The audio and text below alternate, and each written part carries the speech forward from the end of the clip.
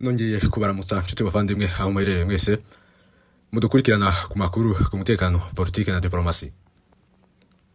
Turi tariki 7 z'ukwezi kwa munani n'ibihumbi 2026.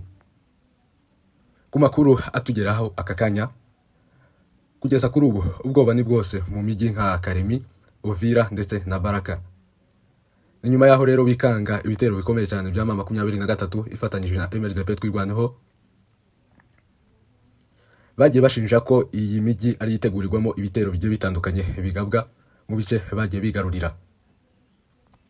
Ku yandi makuru rero biravugwa ko umuyobozi mukuru w'umutwe wa Mai Mai William Amuri Yakutumba yaba yaritabye Imana. Andi makuru nza kubagezaho, leta ya Kinshasa yemeje ko M23 ndetse na MLDP twirwaneho batazitabira ibiganiro by'igihugu. Ese ibi biganiro bizatanga iki? Turaje tubiganireho. Muranyemerera nshuti zanjye mbashimire mwebwe mwese mudukurikirana kuri Dr Prince TV, mu bitugaragariza muri comment ndetse no ku buryo bwo guca inbox. Turabashimiye cyane. Turashishikariza wowe utarakora sabone cyangwa subscribe, nyamuneka ihutire kuyikora kugira ngo nawe ibiganiro bitazajya bigucika. Amakuru agezweho kandi amakuru afite ubusesenguzi bwimbitse. Turashimira abantu bari ku migabane igiye itandukanye: umugabane wa Asia, umugabane wa Amerika, umugabane wa Australia, umugabane wa Afrika n'umugabane wa Europe ndetse n'ahandi hose ku isi. Mwese turababwira ngo ikaze hano ku biganiro bya Dr Prince TV. Turaramutsa abantu bari mu biyaga bigari East Africa, turavuga abari muri Kenya, abari muri Uganda, abari mu Rwanda, abari mu Burundi, abari mu Bugande. Mwebwe mwese turabasuhuje cyane. Muranyemerera rero twinjire ku makuru yacu ari kuvugwa muri aka kanya. Nkuko n'ubundi nari nabibabwiye, ubwoba ni bwose mu mijyi ya Karemi, umujyi wa Uvira ndetse na Baraka. Iyi ni imijyi yagiye yifashishwa cyangwa se yagiye ishinjwa na M23 na MLDP twirwaneho ko ari imijyi itegurirwamo ibitero bikomeye cyane bikomeza kugabwa mu ntara ya Kivu y'Amajyepfo, by'umwihariko mu bice bigiye bitandukanye bagiye bigarurira za Pwezero, Minembwe ndetse n'ibindi bice bigiye bitandukanye. Iyi mijyi yifashishwa n'ingabo zihurije hamwe za leta ya Kongo ndetse na leta y'u Burundi zifatanyije n'abamayi Mai ndetse na Wazalendo, akaba aribo birundiye muri iyi mijyi bose bategura ibitero bikomeye cyane byo kugerageza kugaba kuri M23 ndetse na MLDP twirwaneho. Ku makuru rero dukurura nuko igihe cyose ibingibi byaba bikomeje, nta kabuze M23 ndetse na MLDP twirwaneho bafite ubushake ndetse n'ubushobozi ndetse baranabyemererwa ko bagaba ibitero ndetse bakabasha kwigarurira iyi mijyi nayo. Mu gihe cyose ingabo za leta zakomeza kubendereza zikomeza kugaba ibitero, nabo nta kabuze bazirwanaho kugeza n'ubundi bafashe ino mijyi yose, dore ko babifitiye ububasha. Ibi byakomeje gutera impungenge ndetse n'ubwoba bwinshi mu baturage batuye muri iyi mijyi, dore ko n'ubundi bafite umutekano mukeya kubera ingabo za Wazalendo ziherereye muri iyi mijyi ziteza umutekano mukeya, zikomeza kwambura abaturage ibyabo ndetse no gukomeza kubica buhoro buhoro, bagaba bagaragaza umutekano mukeya cyane. Ibi byaba ari ibisubizo kuri bo mu gihe M23 ndetse na MLDP twirwaneho baba bigaruriye iyi mijyi, reka kugeza kuri ubu ngubu ahantu hose bafite abaturage babayeho neza kandi batekanye, bafite amahoro yose. Buri muturage ahabwa uburenganzira bwiwe, dore ko bo nta vangura bagira, kuko twagiye tubigaragaza cyangwa se byagiye bigaragara ko Wazalendo ndetse n'ingabo za FARDC aho zagiye zigarurira, usanga abaturage bo mu bwoko bumwe bagenda bahohoterwa cyane cyane abaturage bo mu bwoko bw'Abatutsi baba bafite ibibazo bikomeye cyane. Kugeza kuri ubu ngubu muri Uvira biravugwa ihohoterwa rikomeye rikorwa n'ingabo za Repubulika Iharanira Demokarasi ya Kongo zifatanyije na Wazalendo mu baturage bo mu bwoko bw'Abatutsi batuye hano muri uwo mujyi wa Uvira ndetse no mu bindi bice bigiye bitandukanye. Bagiye bagaragaza ko nta mutekano bafite habe namba mu gihe cyose bazaba bakiwurindiwe n'ingabo za leta.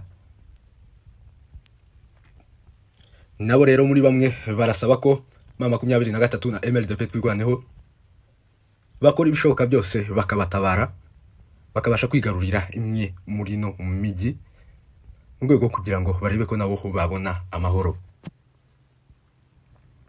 Mu mujyi wa Karemi nako nuko nguko naho byifashe, naho n'ubundi n'umutekano mukeya, aho byagiye bigaragara ko n'ingabo za leta ya Kinshasa ndetse n'ingabo za Wazalendo zari ziri muri uwo mujyi bazohereje ku rugamba zanga kugenda, dore ko zanze kwinjira ubwato kugira ngo zijye ku rugamba, ariko kugeza ubu ngubu icyo zikora gusa ni uguhungabanya umutekano w'abaturage,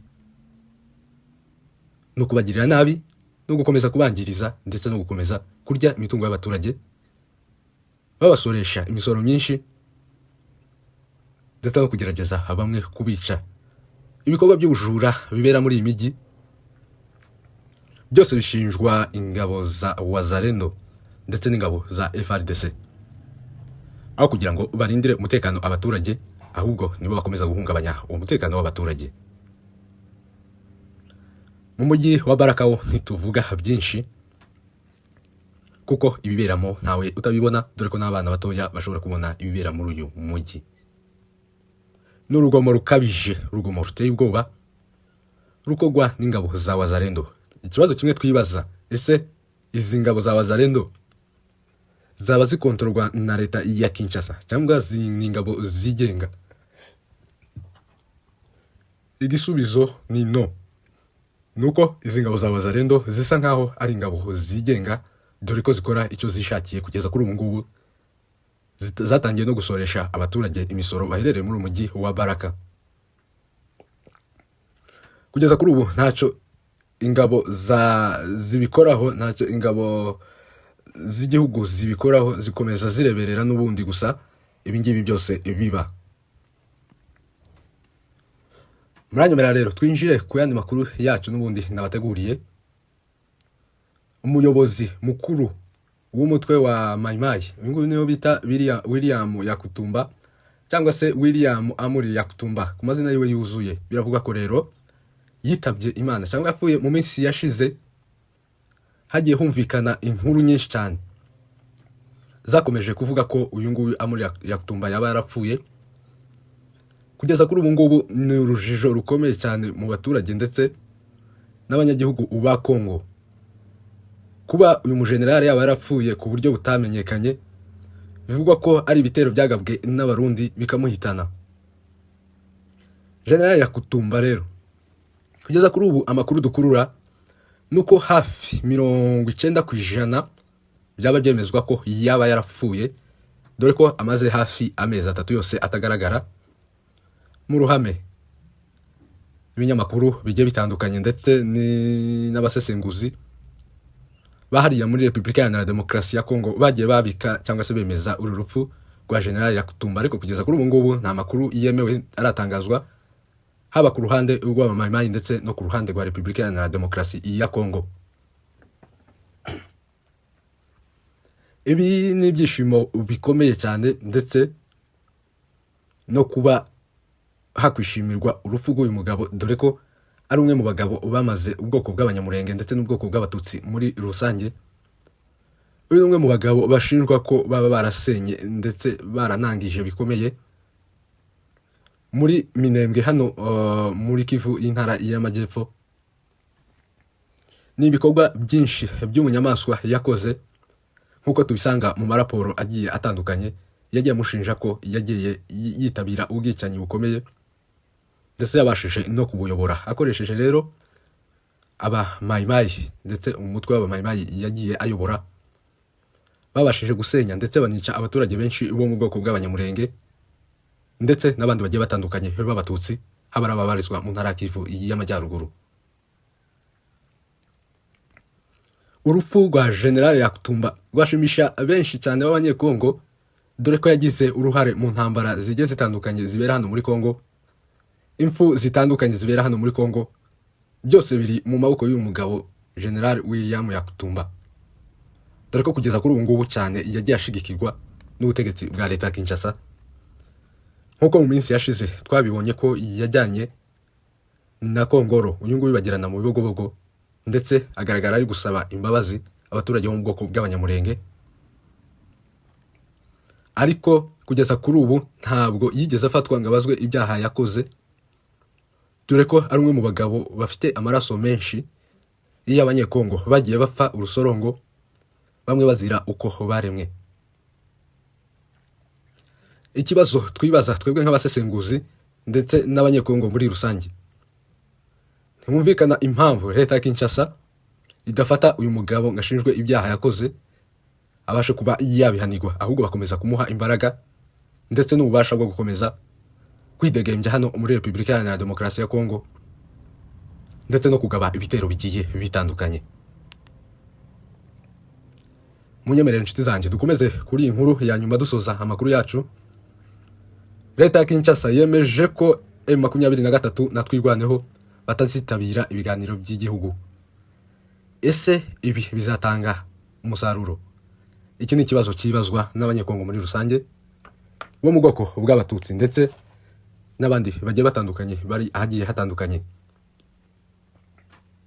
N'itangazo ejo twabonye rivuga ko mu cyemezo leta ya Kinshasa yafashe itazigera yemerera cyangwa itumira M23 ndetse na MRDP Twirwaneho mu biganiro by'amahoro bizaba mu minsi iri imbere. Ese ibiganiro byo bizatanga igisubizo ki mu gihe batazatumira impande zihanganye hano muri Repubulika Iharanira Demokarasi ya Kongo? Ni ikibazo gikomeye gikomeza kwibazwa n'abanyekongo muri rusange. Ese ibi biganiro byo bizatanga ikihe gisubizo mu gihe cyose M23 itazaba yatumiwe, kugira ngo nabo baparticipe muri ibyo biganiro nk'abanyekongo nabo muri rusange? Twaba twibaza impamvu leta ya Kongo ikomeza kubaheza ndetse no kutabumva ndetse no kutabashigikira, byaba biteye iyi mpungenge, ndetse byaba byibazwa impamvu yaba ikora ibi bintu. Ibi byababaje benshi cyane, bivuga ko bizongera umwuka mubi